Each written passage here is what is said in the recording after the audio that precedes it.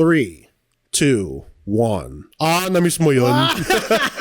Na-miss mo yung intro na yun. Hell yeah. Classic Salty Regulars. Tagal natin. May na-realize ko rin parang putyan, tagal ko nang di nagamit yung intro na yun. Di ba yung laging may 3, 2, 1. Tapos magsasalita na ako ng kung ano-anong shit. Akalain mo yun, nagre-recording na ulit tayo. Episode 60 na tayo.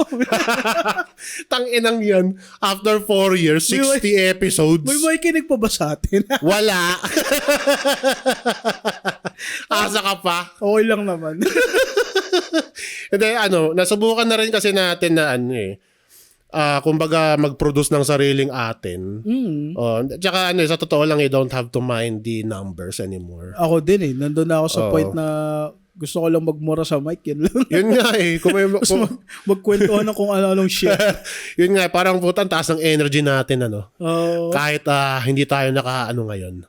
Hindi tayo naka-full equipment. Yes. Na-miss ko lang yung microphone din. Tsaka yung style na parang guerrilla podcast. Ganun. Oo nga Kasi nagre-recording kami ngayon malapit sa CR ng bahay. Yes. May ongoing construction sa tabi. Gago. Nire-rebuild namin ang aming mga pangarap. Sorry, may ubo ako hanggang ngayon. Hindi nawawala. Ba't pag tuwing nagre-record tayo, inuubo ka? Hindi ko rin maintindihan sarili ko Ano yan? Naka-schedule. Ewan ko. Yung ubo mo parang, shit, magre-record yung Salty Regulars. Kailangan ko maging active. Parang sinasabi nung ubo ko, ayan na, magsasalita na si Abdul. Subo kasi ng subo. Hindi, di ko rin magets kasi parang dahil yata sa weather din. Hindi, sobrang init talaga. Tsaka biglang sa gabi, di mo malaman, mainit ba o malamig. Tapos minsan, sa pag-inom ko rin ng matatamis. Pag may sugar content yung ininom ko, ayun. Tapos nakakalimutan ko, nga pala, may recording pala. Tanginang may plema na naman ako, ganun. Kaya ang pangit din sa pakaramdam Minsan lang ako walang walang problem sugary sa... sweets ba? Ewan ko, sweet tooth ako. May diabetes sugary na nga. drinks pala, sugary drinks. Sugary sweet ang puta. Sugar na sweet pa. Sugary sweets ang puta. Redundant boy. Ano yung kalahating half rice? Parang ako may curse Ano? Pag may curse yung yung dibdib ko kapag magre-recording, yung lalamunan ko. Parang mag-activate yung ubo puta pag magre-recording, gago. Pero pag normal conversation, okay lang. Okay. Katarantaduhan ng puta. Okay, pero gusto ko tong energy natin. Yes. Kasi mula pa lang. Woo! Woo! Yago made me lose my mind. Up in here, up in here. Yago made me go all out. Up in here, up in here. Yago made me act a fool. Up in here, up in here. Yago made me lose my cool. Up in here. Paka-energetic mo. Idol ko si DMX Hindi kasi pag low energy ako, pakikinggan ko yung mga kanta ni DMX. Ayun. Para gusto mo makipagsuntukan sa loob. Tsaka kapag yung merong party, merong gym. Pag mag-gym ka, halimbawa, i-play mo lang daw yung song na yun, okay ka na. Basta parang mga in the zone ka, gano'n. Yun nga kasi nga siya, kumbaga yung beat niya kasi parang aggressive. Kaya syempre madadala rin yung energy mo. Sa akin, pag nagra-run ako, kasi running boy ka na nga pala. I'm into running. Oo. Nakikinig ako ng mga intro ng WWE. Oo nga. Aling kanta sa WWE yung may energy? Yung kay Randy Orton, yung Burn in My Light. Yung luma. Hey! Nothing you can say. Kami dyan, mga tanga. Oo nga. Sa akin siguro yung yung song ni Kurt Angle. Tangina pag pinapatugtog ko yun You suck. You suck. Ano yan pag naririnig mo yung intro intro ni Kurt Angle. Parang mga bald eagle na lilipad. Tapos may tangke. Tapos may Coors Light. Pag narinig ko nga yun it reminds me of America. Sabi nga nila kung meron daw team song si Captain America, yun daw yun. Yung kay Kurt Angle. Yung kanta ni Kurt Angle. Kahit siguro hindi ka nanonood ng wrestling dati, familiar ka dun Oo, pag narinig mo na yun. yung You Suck. You Suck. Diba, pinaka-iconic talaga yung kay John Cena no? Yung You Can't See Me. O kahit sino, alam Naging meme na nga yun diba? Di ba dati parang 10 years ago na ata by now or 11? Mga 2015, 2016 to Yung meron nagpa-prank call. His name is John Cena. Do you care for another pair of undies? No, why? Because it's John Cena, baby! Bring you the next pay-per-view at WrestleMania! May ganun pa sila, di ba? Ang high energy. Ang galing na Di, ang gago rin dun kasi may mga mabubuisit talaga na talagang pinaprank call gamit si John Cena. Tapos nadadamay si John Cena. Nadadamay si John Cena, ganun. Tanga na wrestling talk Ano nangyari? Ay, di pa sa yung bagong movie na Street Fighter. Parang ang dami doon mga WWE superstars. Dalawa lang ata si Cody Rhodes tsaka si Roman Reigns. Dalawa lang ba? Feeling ko ang dami pa yun lang yung kilala ko doon okay. Cody Rhodes. Ang core. Alam mo na yung isa ko doon, ba't pinilit yung buhok ni Guile? Oo nga, yung nakataas, yung naka-brush up. Ang hirap lang. Ito kasi dati ko pang reklamo to nung siguro lumabas yung Tekken na movie. Dati na pag-usapan na natin to. Pero nakakairita lang kapag tina-translate nila from game to movies. Di ba? Ang hirap hindi siya kasi nagwo-workout the way it should be kasi may mga aspect dun sa games na hindi nagwo-work kapag sinulat na ng tao for a movie. Tama. O di ba para kasing tingnan mo may ipipilit silang love story. May ipipilit na dynamics na wala naman dun sa game. Kaya I suggest na lang na na animated film na lang. Ganun. Oo nga At least, ginagawa naman nila yun, di ba? Yung Tekken na movie, may threesome si Nina, si Anna, tsaka si Kazuya. For those of you who are familiar lang Sino taong nakaisip na? Kasi siya? Yung fanservice? Wala sa lugar Feeling ko fanservice kasi di ba yung character si Nina tsaka yung characters na si Nina tsaka si Anna, mga hot. Mga So magkapatid yun Yung nga mga attractive, di ba? Tapos dun sa movie parang sige, lagyan natin ng fanservice. Kunwari nagsisex sila. Alam, yung mga writer nun, halatang walang respeto sa source material Parang, kaya nga. Tsaka medyo naiirita lang ako kapag gusto nilang gawing live action yung game character. Tapos lalagyan nila ng flavor nila na imbes na halimbawa let's say si Leon Kennedy ng Resident Evil. Ginawang live action. Gagawin nila yung buhok niya dreadlocks. For example lang. O kaya gagawin nilang let's say ibang race si Leon Kennedy. Parang nasaan yung point dito ng pagla-live action ninyo? Ewan ko, baka matatawag akong racist pag nagtuloy-tuloy pa ako dito. Pero magagalit din ako kapag yung character na sino ba to? Si Raven sa Tekken. Di ba black guy yun? Tapos translate mo siya, ginawa mo siyang from the Middle East sa live action. Mabubuisit din ako Ganun lang yun So yung Raven doon sa Tekken na live action, nag-yo. Ang peg nga, di ba si Wesley Snipes siguro? Wesley Snipes na Blade. Yung Blade na si Wesley Snipes. Yung nonchalant na di nagsasalita, yun yung Raven Ewan ko, parang tas yung isa pa di ba yung Mortal Kombat naman na live action. Ngayon? Oo nga parang, ewan ko, feeling ko mas mag-work siya. Maganda yung konsepto na Johnny Cage na palaos na artista. Hindi ko alam kung gano'n siya sa game Ganun ba siya sa game? Hindi. Sikat siyang celebrity sa game Okay. Parang okay, mag-work to. Tignan natin, di pa naman natin napapanood Sa bagay. Dati pa namang issue to parang nung 90s din may Mortal Kombat na live action. Tapos ang pangit din.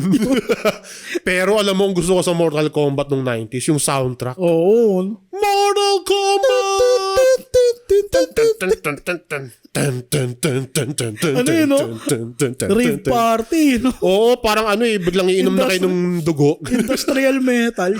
Parang ano banda to?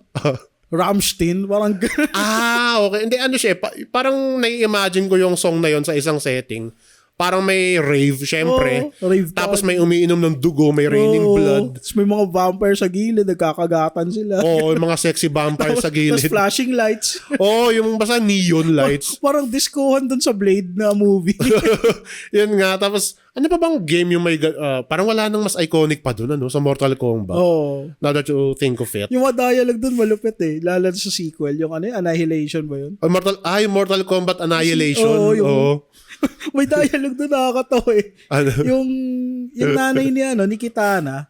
Ah! Si Sindel. Yun yata, oo. Mother, you're alive, sabi niya. And you're gonna die. Sabi, parang natatandaan ko, too bad you Ayun. will die. Ang tangi, gago. Kulit eh, mother, you're alive. Oo, teka lang Kulit. Alam mo, naalala ko yung scene na yan sa Mortal Kombat Annihilation. Kasali siya sa compilation ng mga bad acting. Oo. As in, bad acting talaga. Gagi, may nakita ako dun. Nakalimutan ko kung anong movie yun eh.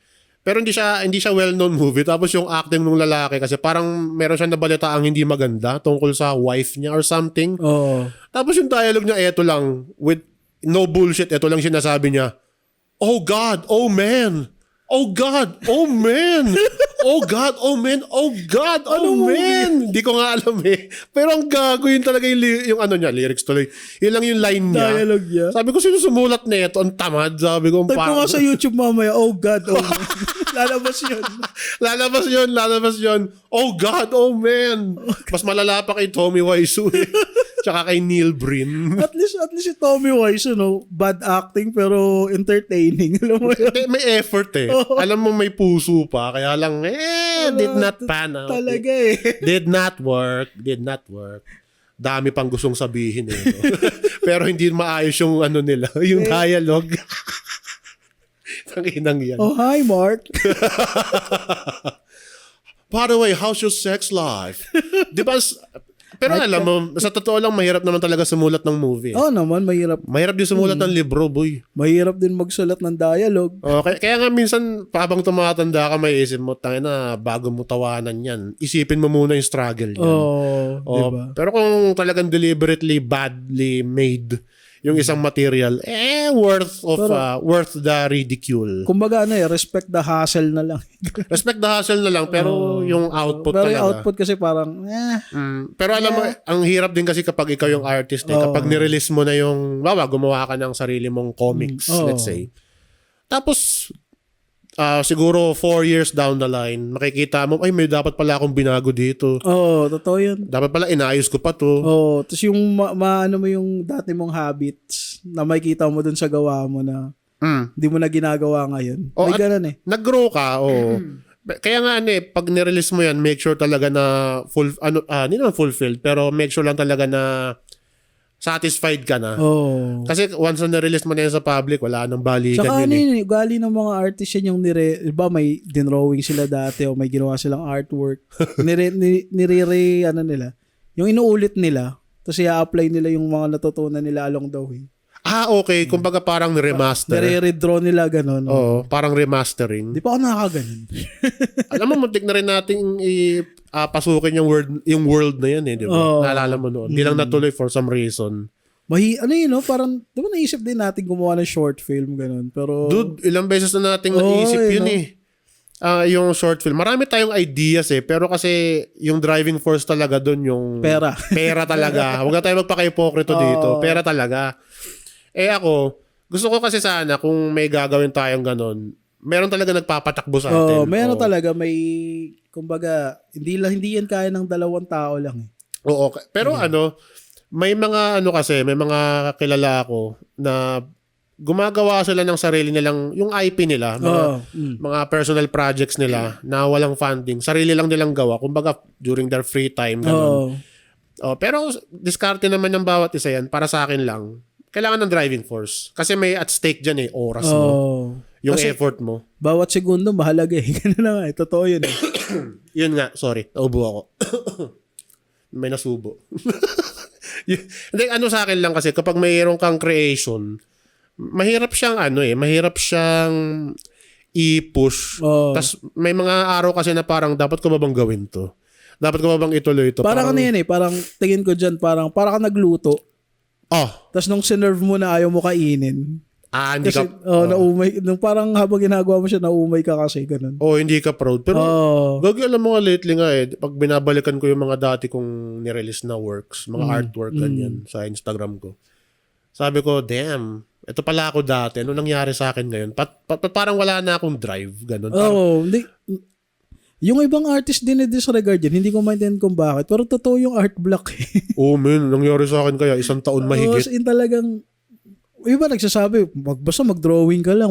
Pero pag di ba meron ka ng idea sa ulo mo na, Oo. Pag uwi ko sa bahay, try ko nga sketch. Naglilingkir na yung idea. Pagdating mo sa bahay, bang. Parang wala na, di ba? Wala kang ma-produce, kahit linya, kahit guhit, wala. Yun yung... Di ko alam, sa ibang artist dyan, nag-struggle ba kayo ng ganun? Sigurado naman yun, men. Dahil tsaka kasi, may mga external factors eh. Kung bakit hindi mo na magawa, personal life. Pagod ka sa biyahe. Mga ganun, parang... Ano bang point ng buhay, mga ganun. Buong araw ka buong araw ka nagdo-drawing, tapos nung sarili mo namang artwork yung gagawin mo. Ganun. Totoo yun. Tapos may makikita ka mga artist na rin. Basically, parang lagi silang walang, kagaya mo rin na wala na ring drive kasi parang hindi na nila kilala yung sarili nila today. Ganun. Marami akong nakikita ganyan yung mga nag-run sa Instagram na artist.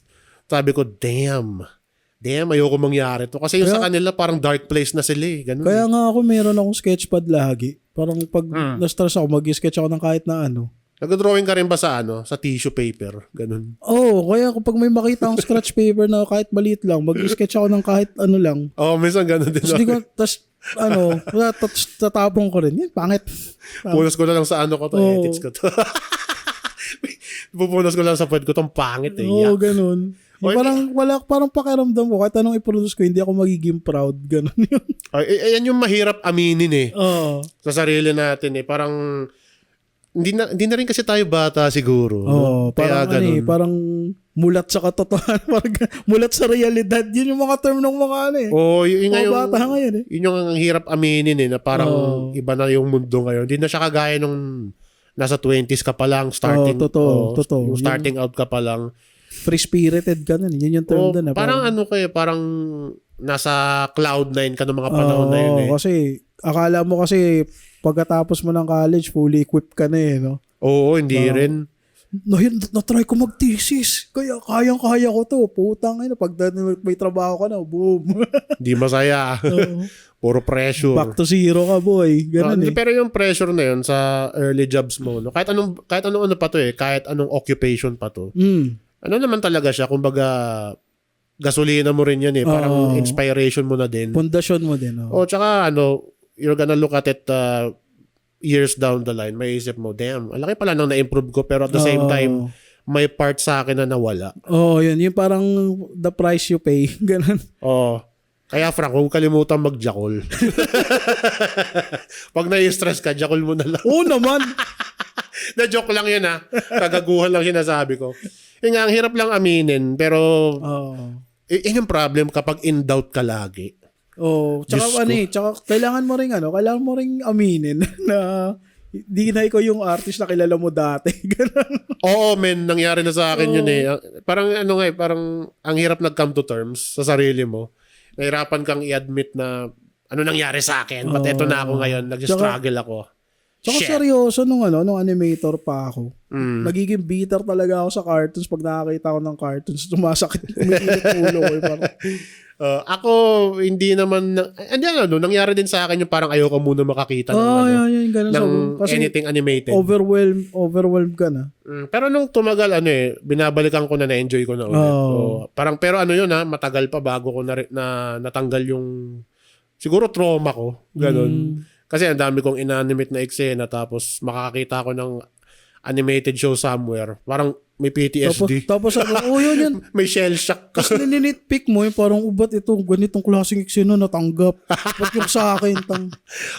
Sino bang mali dito? Ako yung director. Ganun kayo. Syempre yung director. Joke lang. Marinig nila. Joke lang. Hindi yun. Kumbaga hindi lang kayo nag-a-align ng ideas Ganun lang yun. Yan, sinasabi ko, nahihirapan kang i-admit, di ba? Na may something off. Oh, may something off. Kaya para ma-solve yung problema mo, acknowledge mo na may problema ka. Yan, nag-grow ka. Nung sinabi mo na yan sa sarili mo, nag-grow ka na din. Dami pa gustong sabihin. Tayo na, 30 tok to, ha? Ngunit wag na lang muna. Ay, Hindi, di ba tungkol sa pag-amin yun? Ginawa ka? Ben and Ben ang puta. Ano nangyari? Ba't biglang Ben and Ben yung usapan?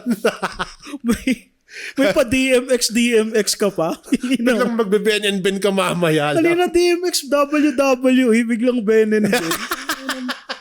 Hindi, biglang nag-play siya sa utak ko. Tangin na utak to eh. Ayop na yan. Random ang puto. Ang gago. Ba't ba ang daming ganyan, ano? Mga songs na tungkol sa pag-amin tapos unrequited shit. Unrequited love. Na-enjoy ng mga bata eh. Kasi relatable. Na-enjoy ng mga teens. Mga pre-teens, mga ano. Kaamin na ba ako kay crush? Sabi niya, best friend lang kami.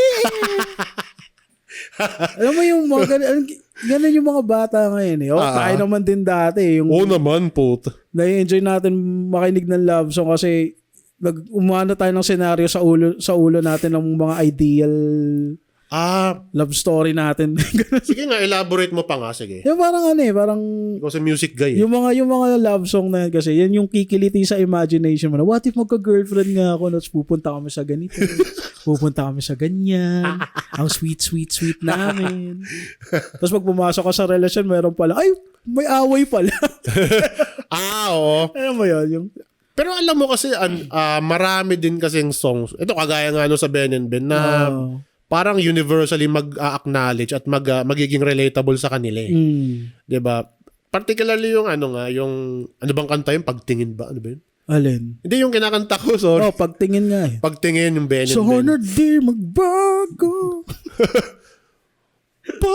Nilahad. Pag nilahad. Shasha Padilla eh. Jessa Saragossa. Pag nilahad. Sana di magbago. Yun nga. Yun yung parang scary part ng song na yun eh. Yung parang parang pag umamin ba ako, magbabago tingin niya sa akin. Gano'n. Oo. Meron akong news. Magbabago. Oo. Kasi iisipin ng girl, ay, kaya mo pala ako nakakaibigan. Gusto mo ako jowain. Pero, yun nga pag nilahad ang damdamin. Sana di magbago pagtingin. Sana di magbago. Well, guess what? Pagtingin. Mapapangitan yun sa'yo, boy. Joke lang. Guess what, boy? Busted ka dyan. Hindi, risky din kasi yun kapag actually, madalas ng senaryo to kapag matagal mo na siyang kakilala, tas naging friends kayo matagal. May risk talaga doon. Parang leap of faith na lang yan. Kaya hindi mo may ibang girls kasi na mas gusto nila yung honesty na una pa lang sabihin mo na yung intention mo. Tama ba ako, girls? Hindi, pero paano naman kung yung hindi mo ini-expect natripan mo pala yung kaibigan? May mga ganun ding senaryo, yung alam mo sa tropa lang tayo, wala namang gumaganda na siya sa paningin mo. Yun yung parang kind of scary pero sweet realization na parang, alam ko, tropa ko lang to, pero bakit nag-iiba na tingin ko sa kanya? Bakit parang nag-iiba na lahat? Ba't gumagawa po yung pare ko? Bakit biglang nag-iiba na ang panahon? Biglang lalaki po plot twist, no? Tuwing nakikita ko siya, lumiliwanag ang buhay. pag tinatawag niya ako, pre, may 1.5 ka dyan.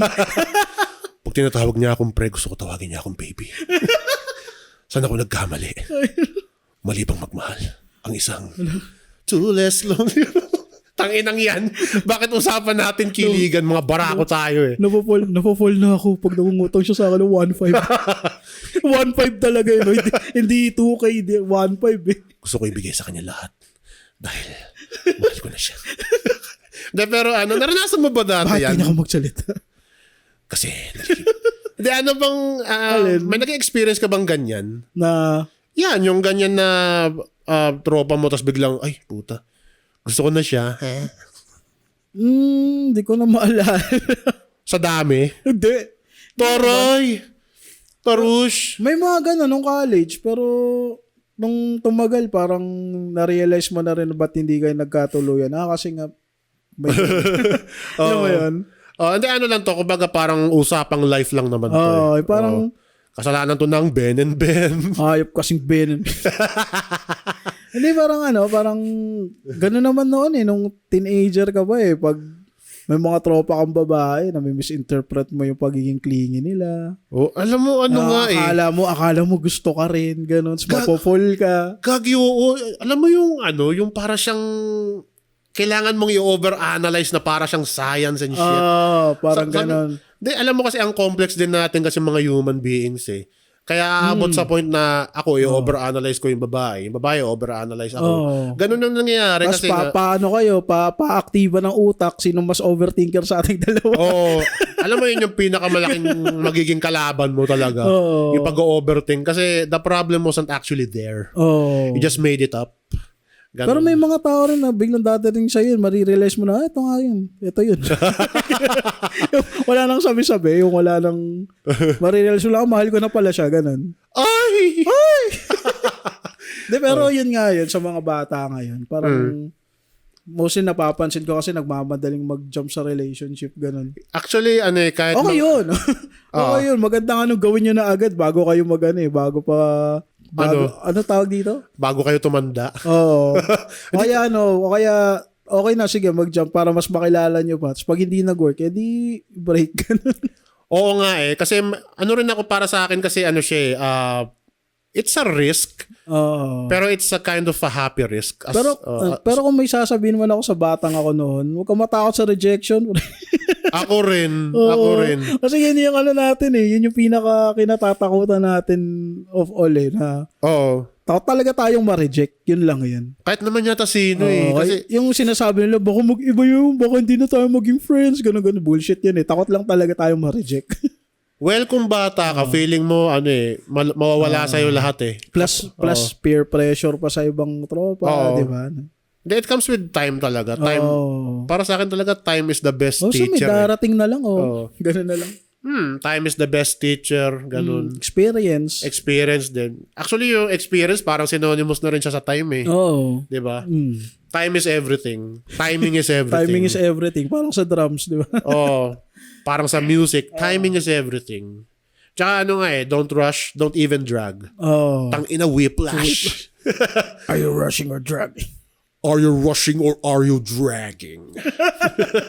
Si Omniman yan. Neiman, keep practicing Neiman. Favorite ko yun si J.K. Simmons. Kaboses niya si Jesse Ventura. Parang Jesse Ventura nga ng kaunti.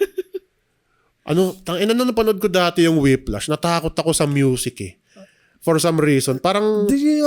parang ganun pala ka-brutal ang jazz.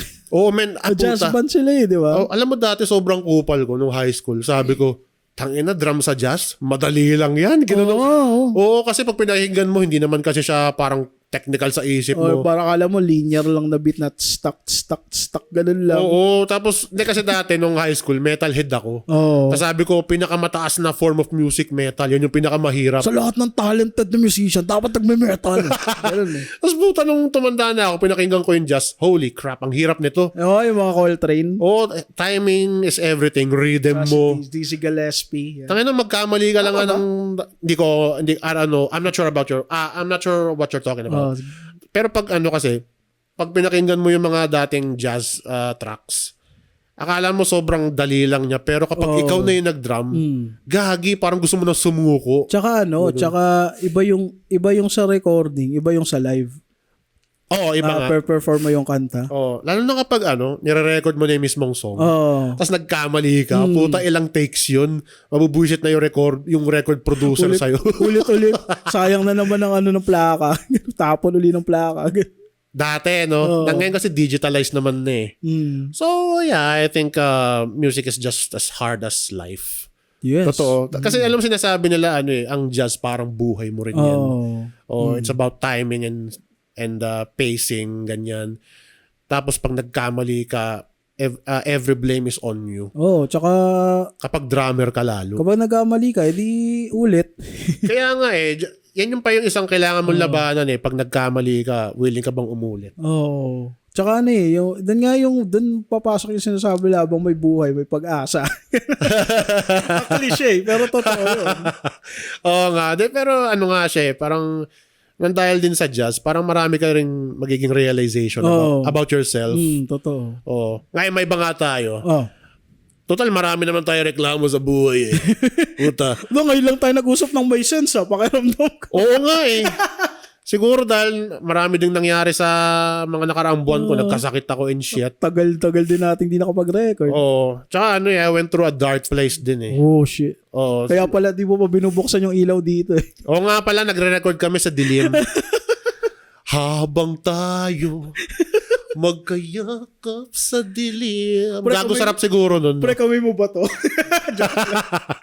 Haba naman ng kamay ko. Nandiyan na sa loob ng shorts mo. Malamig eh. Naging horror. Tangin na sarap siguro nun meron kang kayakap sa dilim. So hot. Tapos, di na gumagalaw. Pero kung i-imaginein mo, parang in the moment kayo nun eh. Parang wala kayong pakialam sa mundo. Tsaka may something peaceful sa dilim eh, no? Depende kung nasang dilim ka. Wag naman sobrang dilim na pitch black. Pitch black. Gago. Yung lang, yung lights off lang, yung dim light lang, gano'n. Parang moonlight. Oo, ganun nga. Hindi ko pa naranasan yun eh, yung sa dilim. Wala. Di naman kasi ako minahal ng kasino. Gago, joke lang. Tagal nating nawala, may nangyari ba? Walang nangyari. Actually, wala. Ba't ina-acknowledge mo yung di tayo nakapag-record? Di ba sabi ko wag na natin pag-usapan yan? Hindi, tatanong ko lang kasi nagdadrama ka. Unusual eh. Hindi, joke lang yun, gagi. Joke lang yun, tanginang yan. Joke lang. Tanggalin ko ba sa recording banter yun? lang, banter. Hindi, joke lang yun. Dati pa ako gumagano. Ito na yung bagong side niya. Ito yung ibang side ni Abdul. Wala akong ibang side. Eto lang yun. Side A, side B. Ako yung naughty na Abdul. Gago ka. Nauubos yung battery ko sa'yo. Alam mo pre, tanginang isa pa tong realization ko no. Mamaya yung mismong topic yung itatanong ko sa'yo. Ito yung realization ko habang tumatanda tayo. Parang puta yung social battery ko, bilis maubos. Tapos nagigilty ako pag may mga kasama ako na nag-invite sa akin. Tapos ako hindi na ako makapag-interact sa kanila na maayos. Gago, sama sa pakiramdam. Sa lang solusyon dyan, lumabas ka pa.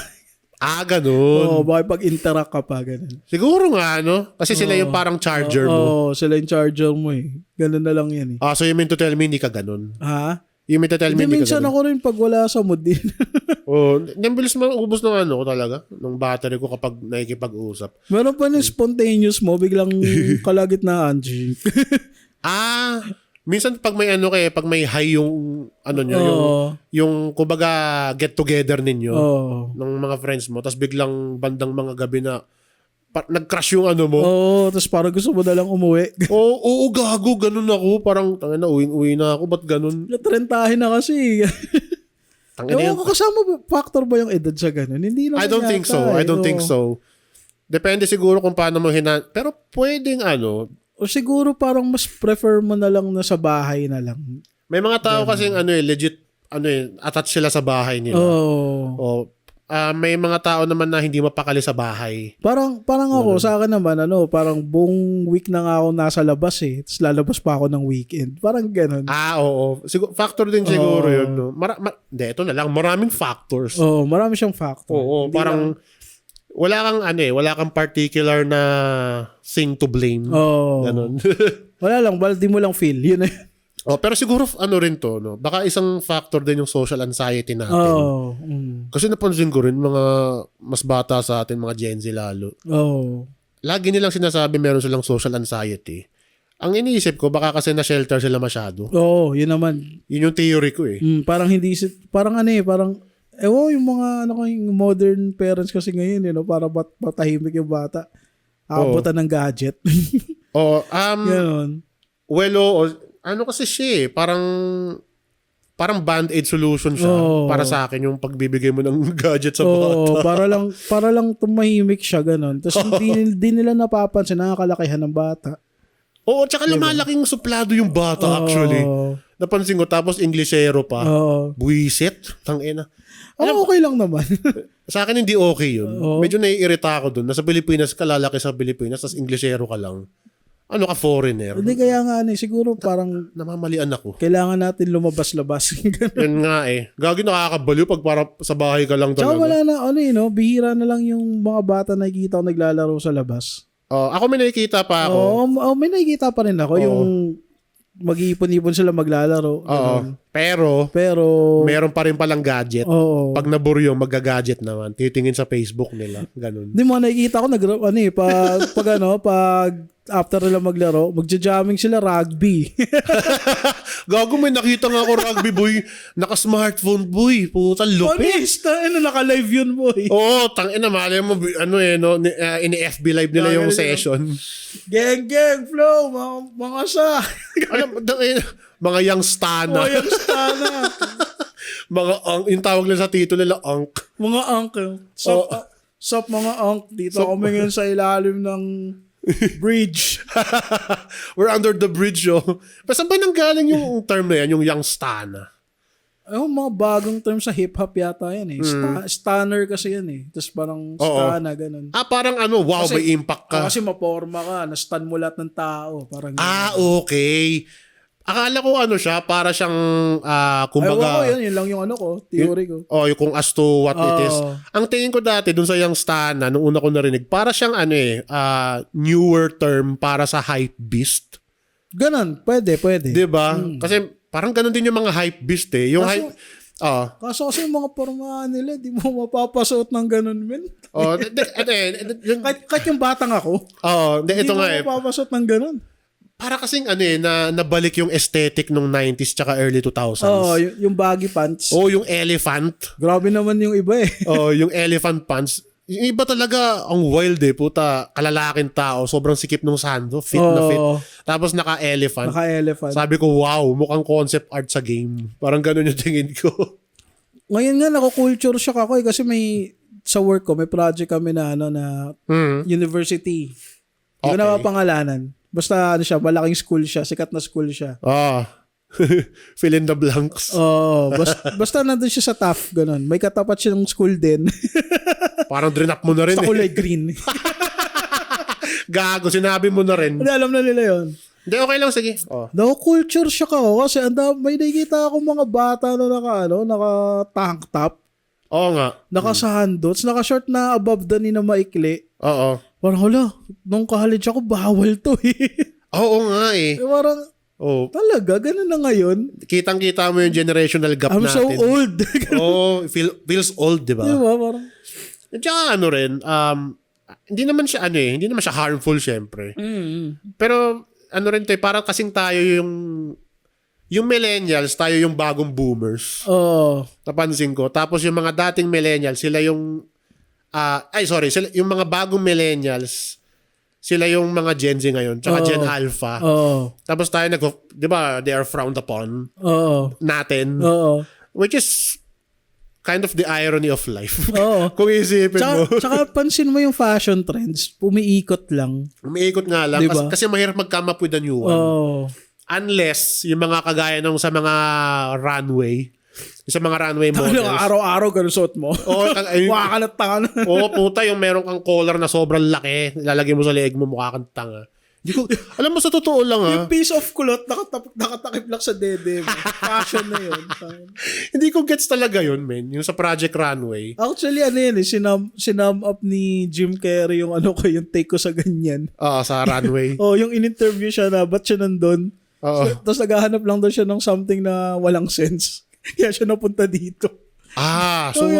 So, yung mga, hindi kasi diba, yung mga sinusuot ng mga model sa ramp, basically siya yung idea ng designer talaga.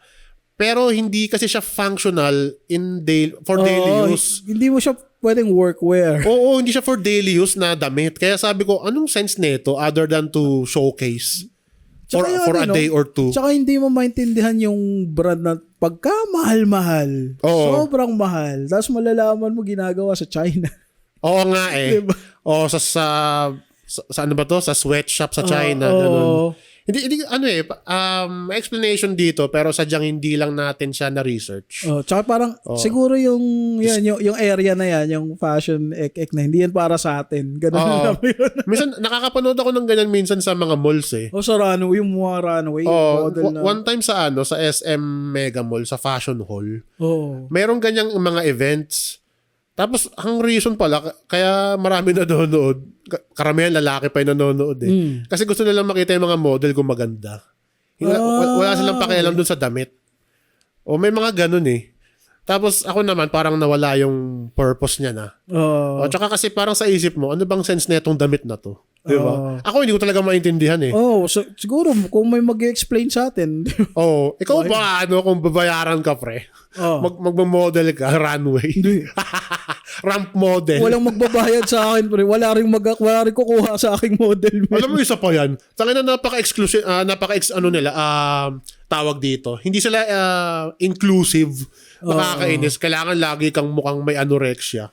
Pag mag-model ramp ka. Ang pagkakaintindi ko dyan, parang art din yan eh. Di ba pag comic arts, ang character macho, malaki katawan, yun yung ideal. Okay. Parang ganun din sa kanila. Ewan. Well, I think it's more on the aesthetics of it. Hindi siya, siguro hindi naman nila intention maging tawag dito, madamot sa mga plus size, ganyan. Pero siguro yun lang kasi yung aminin na natin, gaganda talaga yung design pag yung nagsusuot nun. Payat. Physically fit. Oo nga. Yung mga taong mukhang gawa sa marble. Mukhang gawa sa tiles. Mga beautiful people. The beautiful people. Sabi ni Puta, ito pa yung yung nakakagago ngayon eh. No? Yung parang, alam mo yung term na looks maxing. Di ko alam yun. Ano yun? Hindi. Siya, para siyang obsession sa paglalagay ng chin ng mga chiseled na lalaki. Kikita ko yun yung may jawline na maganda. Yung pinapag-grind yung nila. Yung panga para magmukhang Arnold Schwarzenegger. Tapos gano'n yung uso. Yung mga pouty lips na lalaki. Basically, kilala mo si Dolph Lundgren, di ba? Yun. Parang ganun yung mukha na gusto nilang i-achieve. Yung batang Dolph Lundgren. Yung batang Ivan Drago. Ganun. So, basically, kasi para siyang parang coming up to terms with yourself na hindi ka ganun ka-attractive. Kaya kailangan... kailangan mong gumastos para magmukha kang attractive. Kaya para magmukha kang attractive. Pero alam mo kasi, para siyang internal demons mo na kinakain ka. Ngayon parang internally oppressed ka, ganun. Tapos nung nagkapera ka, nagbababawi ka. Pero aminin mo at one point, or points in your life, yung sinabi mo sa sarili mo, maybe I'm not that good enough. Naman. Ako halos araw-araw. Ganon, no. Ako until this very minute. Joke lang. Diba? And then minsan lang yan pag nagre-reflect ka sa sarili mo, yun yung maiisip mo I mean, it's just you being human. Minsan maiisip buti na lang, hindi ako model. Tsaka meron din kasing kakibat na problem yung pagiging model eh. Kasi meron kang standards na kailangan mag-live up ka. Kailangan mo i-maintain. Di ba may mga fashion icon nga na nagda-drugs? Oo, marami. Diba? Meron din iba yung nagte-take nung bang drug yun? Yung para sa pagpapapayat. Tapos nagkakaroon sila ng anorexia. Hindi, siya tsaka bulimia. Nakalimutan ko yung tawag doon sa gamot na yun eh. Teka, i-research ko. Ayun, ang tawag, Ozempic. Ozempic? Ozempic. Okay. Search ko mamaya. Madalas, ba't gagamitin mo? Hindi At peace ako sa build ko. Hindi ka naman mukhang mataba eh. Mukha ka lang chunky. Di ba? Beefy. Pang thirst trap. Gago. Kaya ba nasa running era ka na ngayon? Hindi, parang ko lang, na-enjoy ko lang siya. Minsan kasi pag nakikita ko yung mga stories mo, pre. Gago. Nauuhaw ako. Joke lang. Dahil yun nga, Ozempic yung tawag. Ozempic. Ewan ko, hindi ko alam kung addictive substance ba siya. Prescription drug? I don't know if it's prescription eh. Para kasing by your own terms lang siya eh. Hindi ko pa na-research to mali ako dito. Tawag doon? Above the counter, ganun? Over the counter. Over the counter drug, ganun? Above the counter ang putang. Frank? Above the counter. Tangina mo, Frank. Kanina ka pa. Over the counter na drug. Parang as far as I know, I could be wrong. Sige. Tapos eto pa pala, no. Iniisip ko kasi para din siyang para siyang curse. Sa sarili mo na tinatamad ako magpapayat, mag-Ozempic na lang ako. Oo nga, kaya nga. Kasi may instant siya eh. Mas okay nga nag-workout ka para yung organs mo sa loob eh. May siya. Lalo na yung puso mo pag nag-run ka, magandang siya. Hindi kasi may detoxifying factor siya. Tapos pa, satisfying din kasi pinaghirapan mo eh. May timeline ka eh. Curse ang puta. Alam mo yung Siargao curse? Oo nga. Pag-usapan nga natin itong Siargao. Lately kasi sobrang controversial na niya eh. Tayo na alam mo, ang mahal na makapunta dyan, mas mahal pa kaysa pumunta ka ng Taiwan. Sabi nga nila. Parang nagiging na tayo, foreigner sa sarili nating bansa. Oo nga, actually sakit ng Pinoy yan eh. Para tayong dayuhan sa sarili nating bansa. Parang sige, okay, nakakatulong sa tourism. Good for you, pero parang excessive na. Actually nga, na-realize ko din, parang yung Siargao kasi para siyang makabagong Boracay. Tsaka nung binagyo, nasan yung mga yan? Binagyo yung Siargao, di ba? Halos masira yung island na yan. Di ko alam na bang story. Hindi kasi siya, para siyang Love Island na cursed island. It depends on who you are. Cursed island. Hindi, kaya natawag na Siargao curse. Kasi, bakit nga ba? Hindi kasi ito yan, nung ni-research ko, ang sabi nila, kaya daw may Siargao curse. Siya yung tipo ng lugar na kapag napuntahan mo, ayaw mo nang umalis. Or kapag inalisan mo, gusto mo siyang balikan kagad. Kumbaga parang meron siyang hold sa'yo. Yun yung parang curse. Okay. Meron namang iba dyan. Ang tawag nila sa Siargao curse is curse sa pag-ibig. Kasi, bakit daw? Kasi marami dyan mga tourist na nakakamit ng local. Tapos nakakalandian nila. Tapos yung pala, inassume lang nila yung generosity ng local na in love sila. Tapos nung hindi nag-reciprocate yung local sa tourist na yun may unrequited love nga sa Siargao. Tapos nung umalis sila, para may sting sa kanila yung Siargao. That's why it's called the Siargao curse. Hindi ko maintindihan yung pinanggagalingan eh. Anong bullshit yan? Kaya nga ang arte. Naalala ko dati, may nag-viral na post tungkol dyan. Siya, gay person siya.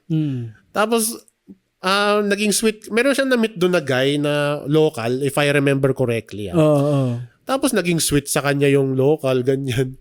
Tapos, naging mabait sa kanya. inalagaan siya, pinagluluto pa siya. Ang tingin talaga niya parang, papunta na to sa pagiging jowa ko. Ganun. Tapos, baka love din ako nito. Kasi pinagluluto niya. Yun nga. Tapos, nung nalaman niya nung huli na, parang ini-Indian na siya ganun. Parang dumidistansya na sa kanya. Na-hurt siya. Na-hurt ang akla. Tapos, na-hurt si girl. Wawa naman ng girl na yan. Ay, naku, girl. Nag-assume ka, girl. Oh my God. Tapos yun na, kaya natawag niya Siargao curse. Siguro nga totoo ang Siargao curse. Dapat makinig sila ng kanta ng Ben and Ben. Kasalanan to ng Ben and Ben. Kasalanan Ben and Ben yan. Gago.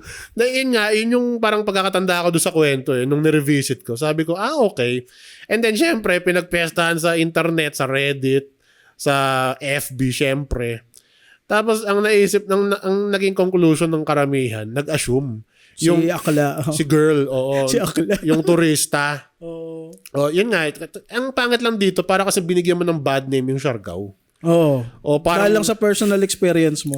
Parang mo na rin parang yung kagaya dati sa Capiz. Ayoko sa Capiz, maraming aswang. Pero magandang napakaganda pala ng Capiz. Maraming magandang destination sa Capiz. Ganun lang siya. So yun nga, mahilig tayong gumawa ng kumbaga inflection sa mga bagay-bagay. Mahilig tayong maglagay ng mga curse sa mga lugar. Bakit sabi nila doon sa Baguio curse? May ganun pa pala. Couple daw kayo, tapos nag-Baguio kayo. Pagbalik niyo daw sa Manila, maghihiwalay daw kayo. Bakit? Kasi may nangaliwa sa inyo. May sumunod na white lady. Daming alam, gago. Hindi, parang ang gago lang. Parang nabasa yun sa dami ng cases na may mga nagbe-break up pagbalik sa Baguio. Okay. Kaya tinawag na Baguio curse. I get it now. Anong bullshit yan? Yun nga para kasi siya para siyang sorry, taga lang, nabablanko ako. Hindi kasi siya, gusto kasi nilang magkaroon ng sense yung nangyari sa kanila, ayun. So sisisihin nila yung lugar na pinanggalingan kasi coincidence. Kasi nga, may main character syndrome sila.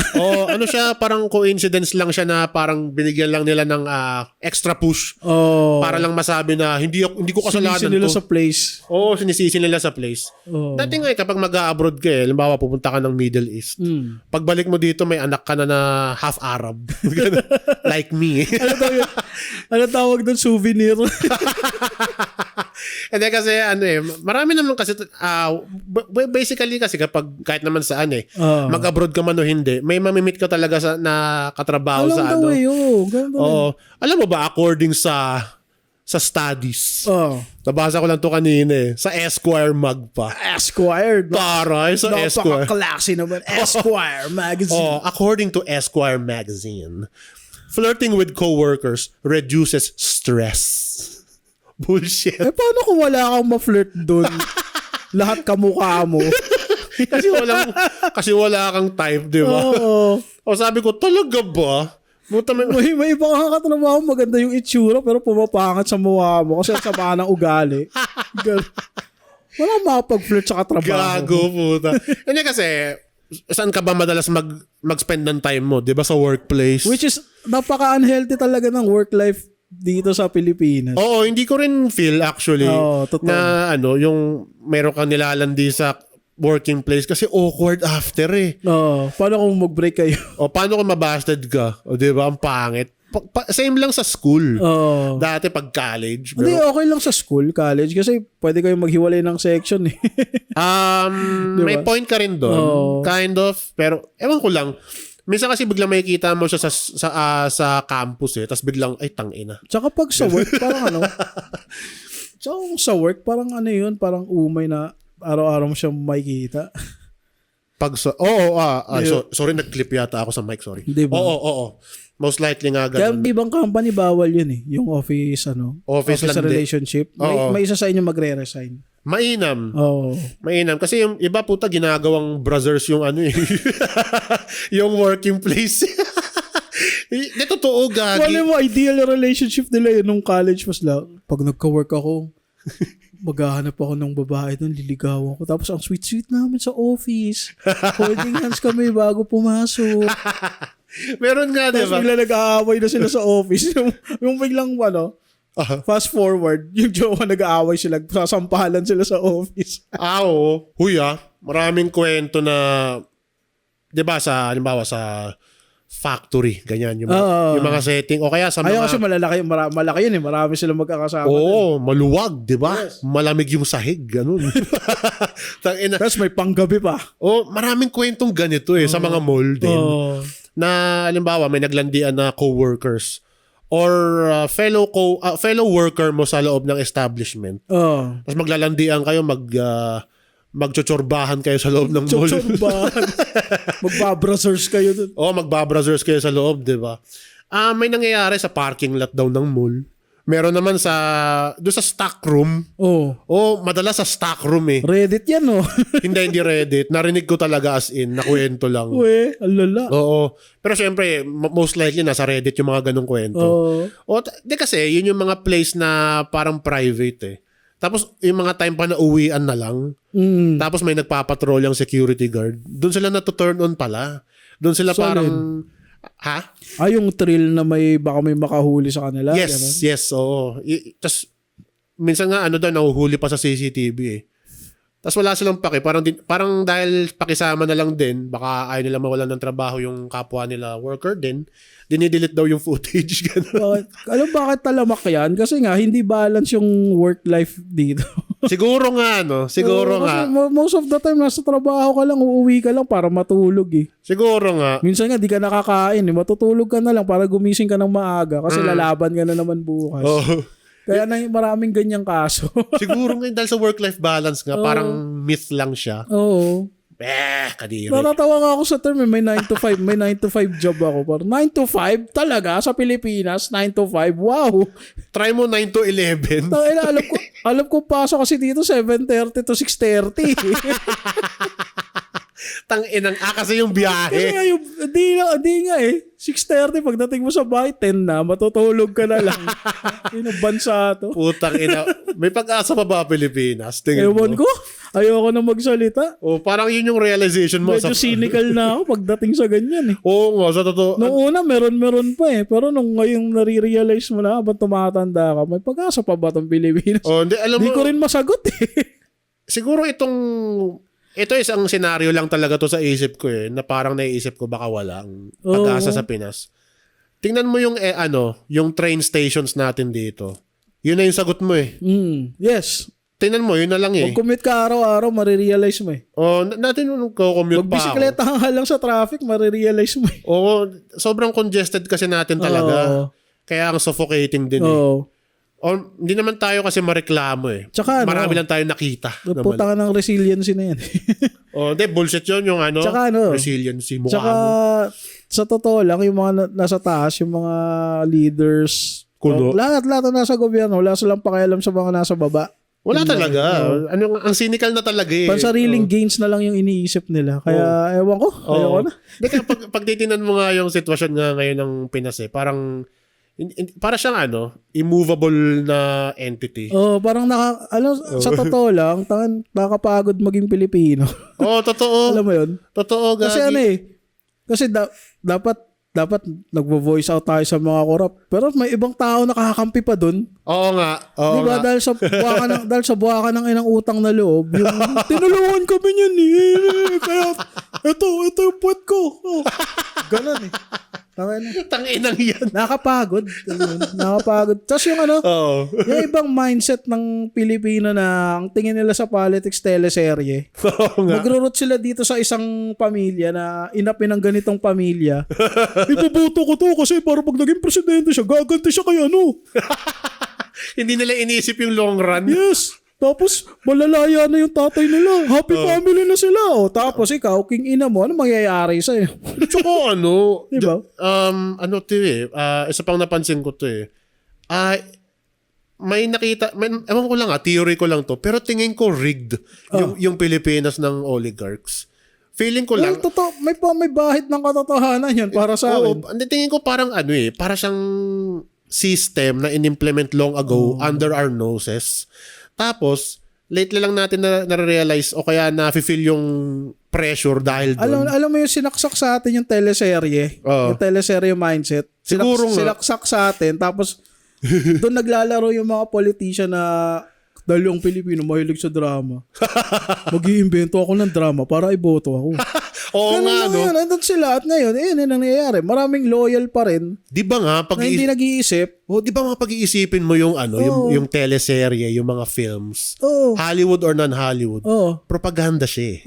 Tapos tayo naman parang pag nagising tayo, teka lang, parang mali na to, ginagago na tayo. hindi lang basta mali, para tayong nakokontrol using our emotions by watching films that they implemented on us. 'Di ba? Ang saklap parang ginamit tayo para tayong na bait. Ganon yung pakiramdam. Tapos na-entertain tayo habang binebait na pala nila tayo. Hanggang ngayon, ganon pa rin yung style nila. Kasi may kumakagat. Tingin ko nga mayroong elements somewhere there na parang mine-maintain nila tayo sa ganitong status. Ito yung status quo, deal with it. Ganon. I don't know, man. Theory ko lang yun. Kasi conspiracy. Kasi parang Hindi naman conspiracy na malalayan na si ganito ay sugo ng alien. Hindi naman ganun. Pero yan parang long-term propaganda. Siguro, oo. Kasi siya para siyang waiting game Kasi nga tayo mga Pilipino mahilig sa drama. Yun nga, mahilig tayo sa hero-villain stories. Oo. Sino bang hindi? Politics nga dito, ginagawang PBA Mano ko si ganyan kaya iboboto ko siya. Yun nga. Binasa niyo yung plataforma niya? Alam niyo yung history niya? Basta magaling yan, mabait yan, tumutulong sa tao. Talaga. Kung sa point na to, hindi ka pa rin cynical, ewan ko na lang talaga. At kung sa point na to, hindi ka pa galit sa mga nangyayari, ewan ko na lang. O yun nga Diyos ko. Ang para siyang feeling ko dahil din sa impluwensya to ng Americans. Feeling ko talaga. Colonial mentality pa rin. Parang nandun pa rin. Kahit naman ng mga Spaniards noon Pero I would say, Hindi, magkasing lala lang pala. Oo. Yung ginawa ng Spain tsaka Amerika. Tsaka nakakatanga din yung ibang tinan mo, nangyari na lang na war. Oo. Di ba? Sa between America, Israel, and Iran. Yes. Marami pa rin kumampi sa Amerika kahit ang sakit na Di ba? sa bulsa natin. Diba? Hindi ko magets eh. Lala. Tinan mo, tumaas yung presyo Tapos- ng pamasahe, ng gas. Tapos, ang malala nga nun, nag-take advantage bigla yung mga capitalist na, may crisis. Oo, yun nga. Tataasan ko agad. Oo. Walang sabi-sabi. Yun nga, kaya sabi ko, bakit kaya meron parang kumbaga, ginagawa nilang hero yung Amerika? Ito hindi to anti-American sentiment, pero anti-American foreign policy sentiment siguro to. Oo. O kasi wala namang kasalanan yung mga American civilian, citizens. Basta yung mga leader nila. Yung leader lang talaga nila yung problem. Tapos ang sakit talaga kasi nung pumutok yung war, nagtaasan yung presyo ng Pamila nag-panic buying yung mga tao. Oo, parang sabi ko, ito na naman tayo. Tapos kumakampi pa sila dun sa perpetrator ng problem. Nakakatawa na lang eh. Parang masisirahan ng ulo sa mga gagong yun. May ko, yun. Tanginang yun. Kaya dito tayo sa atin. Kaya nakakapagod maging Pilipino kasi parang hindi tayo united. Divided tayo eh.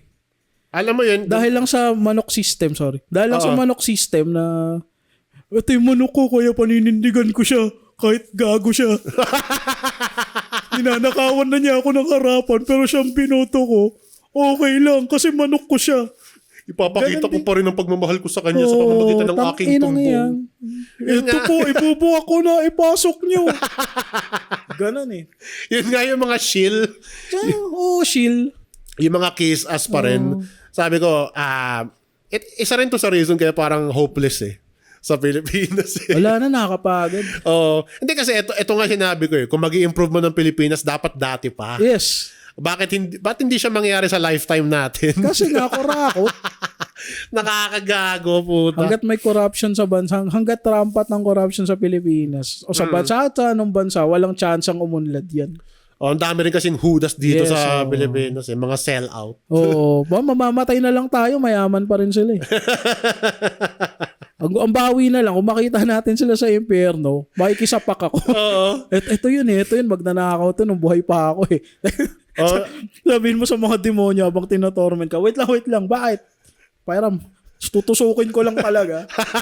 Kung makaganti man lang, okay na. Kasi nung buhay pa ako sa bansa ako, di ako makaganti. Ngayon, pantay na kami rito eh. Alam mo boss, marami nagsasabi na ganito eh. Mga Filipino sila na okay naman yung buhay kahit papaano sa Pilipinas. Pero nung nag-abroad sila, nakita nila kung gaano tayo. Hard mode pala sa Manila. Yun, yung post na yun. Sabi nila, grabe, para tayong pinagkaitan ng basic necessities talaga. Hindi, totoo yan eh. Ako tingin ko dapat libre ang kuryente tsaka tubig. Sa totoo lang. Hindi siya ganun kamahal. O at least hindi ganun kamahal. Tsaka dapat hindi lang Meralco nagsusupply ng kuryente sa buong bansa. Tingin ko nga eh. Dapat may iba pa. Para may option tayo. Diba? Parang mga ISP, mga service, mga internet providers. Yung nga dapat multiple options Kasi wala tayong palag pag nagtaas sila eh. Kaya nga Meron pa silang system loss fee daw. Para nag-clip ka sa mic. Pero sige, go lang. Palakas. Meron pa silang tinatawag na system loss fee ba yun? Yung parang pag pumalya sila, tayo magbabayad. Ay, gago. Sobrang kupal. Tapos kapag nag-brown out po, kasalanan mo, dagdag bayad sa'yo, tangina ng Meralco na yan. Ina nyo. Gago sa nga eh. Dati nung mga early days pa ng Facebook to, na merong mga pages, ganyan. Yung Meralco, madalas murahin sa comment section eh. Meralco tsaka PLDT. Sorry. Nag-clip ka na naman. Sige, go. Meralco tsaka PLDT. Mag-amayan eh. Lalo na siguro, lalo na yung PLDT. Pag may nagpa-post puta, puro angry react. puro pagmumura sa comment. Naalala ko yung meme na yun, yung battle. PLDT! Ano na? yung lalaki na yun. Gusto ko na mag-Facebook. Naalala ko yun, gagi. Classic na meme yun eh. Yung mga panahon na sumisikat pa lang si Kong. Yun, naalala ko yun. Si Jeffoy Dizon. Tangina mo, Jeffoy Dizon. Extend ka na, time ka na eh. Kita mo ba tong laptop ko? Paalo ko sa mukha mo to eh. Ang inang yan. Nasa na kaya sila, no? Hindi na nagpakilala talaga yung meme na yun. Napag-usapan ba natin to dati? Hindi. Hindi ko maalala. It's been a while. May bumalik na bumalik na meme. Si pangalan nito, yung taekwondo na bugbog o dignidad. Yung pangalan niya, Joaquin. Kasi Joaquin, nag-resurface siya last year lang ata eh. Oo. Tapos ang payat na niya, iba na itsura niya. Lumaki na siya eh. Nag-mature na. Pero mukha pa rin siyang Mukha pa rin douchebag. Mukha pa rin siyang asshole. Parang siguro yung mga binuli niya, nag-mature na din. Tapos makikita uli yung mukha niya. Parang kaya ko naggulpihin to. Okay, alam mo, yun nga yung mga gusto kong kwentong bully. Yung merong redemption may arc. Na sila naman yung binuli nung lumaki sila. May ganun eh. Meron naman, nanatili pa rin yung status ko na siya pa rin yung bully. Tapos yung binuli niya noon, na trauma sa kanya, binubuli niya pa rin. Yun yung sad. Pero may iba, parang the tables have flipped, bitch. Ako naman mabubuli sa'yo, no? May naalala ako. May kaklase ako ng high school eh. Tapos, yun? Hindi ko na sasabihin kung anong year. Sa klase ko siya ng high school. Bahala na sila mag-isip kung sino. Okay. So, yun? Dancer siya nung kami. Tapos talagang pogi, gano'n. Dancer, pulbo. Average Joe. Na. Yun yung song niya, Average Joe. Dancer sila, gano'n. Nag-reunion kami. Mga adults na kami. Mga siguro, mga late 20s na gano'n. So, nakita ko siya, iba na itsura niya. Talagang, parang, nangyari ito eh. Nangyari, pre. Bakit? Bakit mo nasabi yun? Basta, siya, pumangit. Tapos puro siya pulbo, 40 years old na siya. Mismo. Gagi. Tapos, doon siya sa likod ko, nagpupulbo. Kakalawin, Frank, okay pa ba tsura ko? Hindi na, pre, nangyari. Gago ka. Tangina mo. Kasi hindi na ako kinausap na. Daras ng reunion. Alam mo yung... sige, go. Kasi nagpapakit pa rin siya eh. Tapos ano pa rin siya. Parang, di ba kami magpe-perform? Akala ko magpe-perform kami. Tol, tangina, pa 30 na tayo. So, Tol, pa 30 na tayo. Gusto mo pa rin magpaksikat? Kumbaga para siyang teenager in a older man's body. Parang iniisip niya pa rin na ako pa rin yung mati ni idol nun. Nakakalungkot yung gano'n. Ako. Ang sad kasi parang hindi sila nakaget over sa prime nila. Hindi sila nakamove on dun sa nila. Pero kasi ganun ang buhay eh. Ano ka ba? Yun nga eh. Gusto ko sabihin sa kanya, man, tol, dude. Sandali. Tama na. Hawa ko lang sa balikat. Reality check. Konting reality check lang to ha. Huwag mo sana masamain. Pero, pre, hindi na ikaw yung dancer na inisip mo dati. Na marami nagkakakala sa'yo. Hindi na ikaw yun to. Akala ko sabihin mo, pre, pangit ka na eh. Akala ko sabihin mo yun. Papunta na ako dun. Utang inang yan. Tol, nakita nga kita. Akala ko trabaho mo, barker. Joke lang. Medyo sad yung kwento na yun. Parang ko sa kanya, na parang, tol, pa 30 na tayo. Ni-expect ko nga kwentuhan natin, parang, ano nang gamot tinitake mo pag pag sumasakit batok mo? Nagkakating ko ka na eh. Kating ko ira na tayo, pre. Tanginang yan. Hindi ko gusto yung cutting ko. Kahit minsan pag desperate na ako, sakit talaga ng katawan ko, puta lalagyan ko. Mas maganda yung efficacent oil. Bakit? Kasi yung amoy? Hindi. Tsaka yung niya, kasi oil-based siya. Ano ba to? Usapang lolo naman to eh. Mas kakalat siya sa buong mo, kasukasuan mo. Dati na-try ko efficacent sa kilay. Gagi, sarap. Di ba? Ang bigat sa mata, parang mapapapikit ka na. Minsan pag inaantok, lagay mo yun. Ang hapdi, pero gusto ko na matulog. Dito sa ilalim. Nasubukan mo na ilagay sa itlog mo yun. Hindi pa. Mamaya. May efficacent ako sa bahay. Ilagay mo sa asshole mo yung efficacent. Gago, lalaki.